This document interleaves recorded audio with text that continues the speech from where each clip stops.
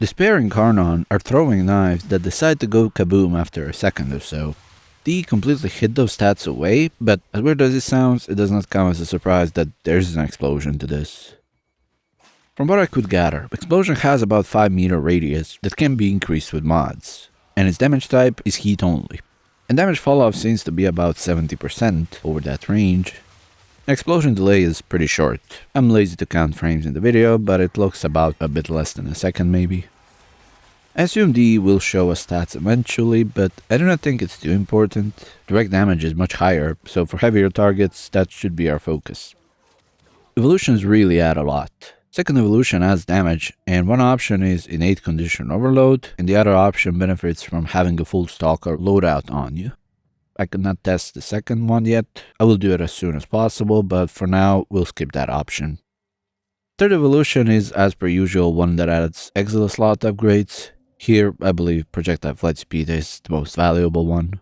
Reload is fast anyway, and negative zoom is, well, it's there. I wouldn't pick it, but it's there. Last evolution adds big improvements, but first two options are not as good as the last one, because it turns Despair into a critical beast.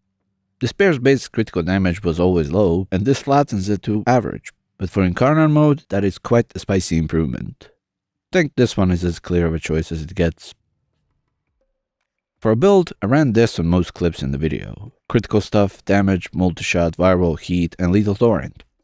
But there's another option, and you can see it with Rhino. Ditching lethal torrent for some range, and using Magnum Force for damage because negative accuracy can help us cover more range with those explosions. Because that accuracy applies more to multi-shot projectiles, and they can miss by a long shot. For the Exile slot, I didn't put anything in. Guess more projectile flight speed would be the best option, as the weapon has no ammo issues whatsoever. Thing with Magnum Force is that spread is super random. Sometimes projectiles land pretty close to each other, but other times random projectile will go to another room. So it's up to you and the mission level you're running to see what's more valuable. Same goes for a mod that increases range. It pushes it to almost 7.5 meters, but there's still an argument that it seems like the brunt of the weapon's damage is still in that direct hit. That's why we can still argue that putting galvanized shot instead of eater of damage mods would be pretty good, and just use that explosion as a small bonus. Even though weapon has innate condition overload, we can't really have too much of that. At the same rate, we can use Deadhead Arcane for that headshot bonus for direct damage. But yeah, Despair is more fun than it was. Personally, I'm not a huge fan of throwing weapons, but I am a huge advocate for DE to give us grenades to use. Call can use them, but Tenno can't. A bit of a weird one, but we get these kinds of weapons that roleplay as grenades. Call's grenades are so much more satisfying to throw.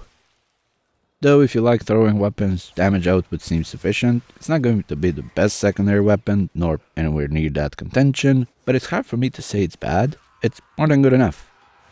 Just personally, that explosion delay makes it odd to estimate how much to shoot.